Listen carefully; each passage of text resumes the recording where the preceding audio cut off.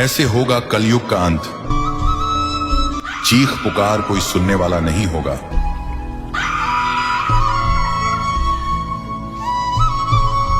ना करेगा कोई मदद। आस रहेगी सबको, कोई मसीहा बनकर जरूर आएगा।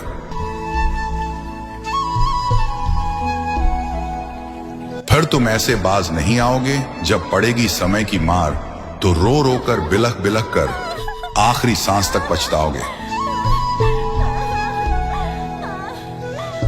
जानिए पूरी सच्चाई आगे इसी वीडियो में।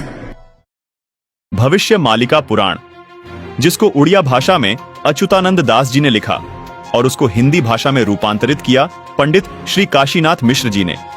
पंचसखा में अंततम महापुरुष अच्युतानंद दास, महापुरुष बलराम दास, महापुरुष जगन्नाथ दास, महापुरुष जसवंत दास और महापुरुष शिशु अनंत दास ने आज से 600 वर्ष पूर्व 15वीं शताब्दी में पावन उत्कल भूमि उड़ीसा राज्य में भगवान चैतन्य महाप्रभु के शिष्य के रूप में इस धरती पर आए और भगवान जगन्नाथ जी के निर्देश से भविष्य पुराण ग्रंथ को संशोधित करते हुए भविष्य मालिका पुराण ग्रंथ की रचना की। इस क्रम में उन्होंने 1,85,000 ग्रंथों के समूह की रचना ताड़ के पत्तों में की, जिसको उड़िया भाषा में लिखा गया।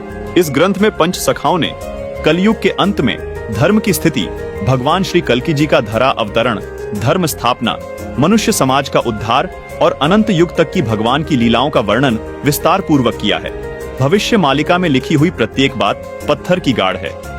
ये हमेशा सच साबित हुई है, जैसे कि भारत में मुगलों का अत्याचार, अंग्रेजों की गुलामी, स्वतंत्रता संग्राम की घटनाएं, स्वतंत्रता संग्राम सेनानियों का वर्णन, भारत देश का टूटकर आजाद होना, पाकिस्तान, बांग्लादेश, श्रीलंका, बर्मा देश का निर्माण, प्रथम विश्व युद्ध, द्वितीय विश्व युद्ध, अज्ञात रोग और महामारी आना आदि आदि, ये सभी घटनाएं घटित हो चुकी हैं।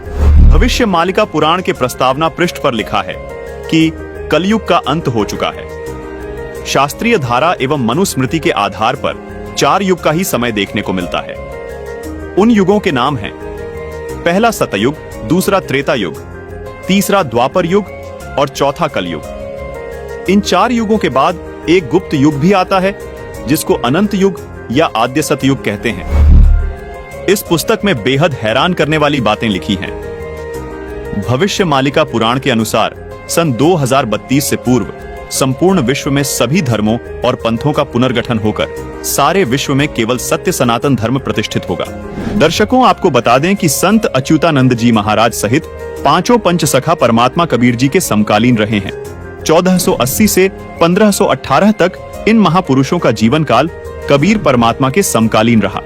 इसी दौरान कबीर परमात्मा जी ने भी ये बातें कही थी। आइए आपको कबीर परमात्मा द्वारा कही गई बातों और भविष्य मालिका पुराण में कही गई बातों में समानता की एक झलक दिखाते हैं। कबीर सागर और भविष्य मालिका पुराण दोनों को लगभग 600 वर्ष पहले लिपिबद्ध किया गया था। कबीर सागर के स्वसंवेद बोध अध्याय में कबीर परमात्मा ने कहा है कि 5 सहस और 500 जब कलयुग बीत जाए, महापुरुष फरमान तब जग तारण को आए। कबीर परमात्मा ने कहा था कि जब कलयुग लगभग 5505 वर्ष बीत जाएगा, तब वो महापुरुष दुनिया का उद्धार करने के लिए आएगा। दर्शकों, कबीर सागर के बोध सागर अध्याय में लिखा है कि 5505 तब ये शब्द होगा सांचा। यही बात भविष्य मालिका पुराण में लिखी है। देखिए, इसमें लिखा है कलयुग 5000 साल पूर्ण होगा, तब भक्त और भगवान की लीला का प्रकाश होगा। वहीं कबीर परमात्मा ने कबीर सागर में अपनी वाणी में कहा है कि यथा सरित गण आप ही मिले सिंधु में धाये, सत्य सुकृत के मध्य तिमि सभी पंथ समाये। यहाँ कबीर साहिब जी ने कहा है कि जिस तरह सब नदियां अंत में समुद्र में समा जाती हैं, इसी प्रकार उस महापुरुष के आने के बाद सब पंथ, सब धर्म एक होकर एक पंथ बन जाएंगे और उस महापुरुष के द्वारा चलाया गया एक पंथ रहेगा, जो सत्य सनातन पंथ होगा। यही बात भविष्य मालिका पुराण में लिखी है। लिखा है कि भविष्य मालिका पुराण के अनुसार सन 2032 से पूर्व संपूर्ण विश्व में सभी धर्मों और पंथों का पुनर्गठन होकर सारे विश्व में केवल सत्य सनातन धर्म प्रतिष्ठित होगा। दर्शकों, अब जानना यह है कि आखिर वो महापुरुष कौन है जिसके बारे में कबीर सागर में लिखा है। जो जग तारण को आएगा वो अवतार कौन है जिसके बारे में भविष्य मालिका पुराण में लिखा है कि 2032 से पहले पहले वो महापुरुष सभी धर्मों का पुनर्गठन करके सारे विश्व में सत्य सनातन धर्म को प्रतिष्ठित कर देगा। दर्शकों, अब आपको कबीर सागर के वो गूढ़ रहस्य दिखाने जा रहे हैं जिन्हें जानकर आप दंग रह जाएंगे। कबीर सागर में लिखी हर बात इसलिए भी बहुत विशेष महत्व रखती है क्योंकि इसमें लिखी प्रत्येक वाणी खुद कबीर परमात्मा द्वारा लिपिबद्ध करवाई गई है। दर्शकों, भविष्य मालिका पुराण में जिस महापुरुष द्वारा सभी धर्मों को एक करके आदि सनातन धर्म को पुनः प्रतिष्ठित होने की बात कही गई है, वो महापुरुष कौन है? उसके आने के समय की जानकारी भी कबीर सागर में लिखी है। दर्शकों, जैसा कि आपने भविष्य मालिका पुराण में देखा कि कलयुग के 5000 वर्ष बीत जाने के बाद भगवान और भक्त की लीला का प्रकाश होगा। जिस महापुरुष का जिक्र भविष्य मालिका पुराण में है, उस महापुरुष का कबीर सागर में स्पष्ट वर्णन देखने को मिलता है तथा उस महापुरुष की पहचान भी बताई है। आइए अब आपको कबीर सागर में दिखाते हैं। दर्शकों, कबीर सागर में बोध सागर के स्वसंवेद बोध पृष्ठ 121 पर लिखा है, चौथा युग जब कलयुग आई, तब हम अपनो अंश पठाई। काल फंद छूटे नर लोई, सकल सृष्टि प्रवाणिक हुई। घर घर देखो बोध विचारा, सतनाम सब ठोर उचारा। 5505 तब ये वचन होगा सांचा। कलयुग बीत जाए जब एता, सब जीव परम पुरुष पद चेता।